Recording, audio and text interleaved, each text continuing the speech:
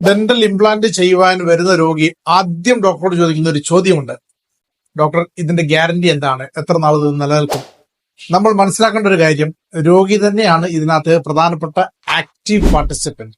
രോഗിയിലുണ്ടാകുന്ന വായിക്കകത്തെ മോണരോഗങ്ങൾ അല്ലെങ്കിൽ പല്ലിനകത്തെ കേടുകൾ ഇംപ്ലാന്റിന്റെ ലൈഫിനെ ബാധിക്കാം. രോഗിയിലുണ്ടാകുന്ന ബാക്കിയുള്ള അസുഖങ്ങൾ, ഡയബറ്റീസ്, ഓസ്റ്റിയോപോറോസിസ് ഇങ്ങനെയുള്ള അസുഖങ്ങൾ ഉണ്ടെങ്കിലും ഇംപ്ലാന്റിന്റെ ലൈഫിനെ കാര്യമായി ബാധിക്കാം.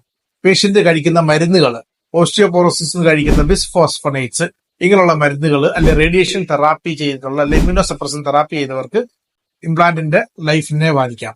പേഷ്യന്റിന്റെ ഹാബിറ്റ്സുകൾ, സ്മോക്കിംഗ്, ഹെവി ഡ്രിങ്കിങ്, അല്ലെങ്കിൽ പേഷ്യന്റ് പല്ല് കടിക്കുന്നത്, ഗ്രൈൻഡ് ചെയ്യുന്നത്, ഇതെല്ലാം തന്നെ ഇംപ്ലാന്റിന്റെ ലൈഫിനെ ബാധിക്കാവുന്നതാണ്.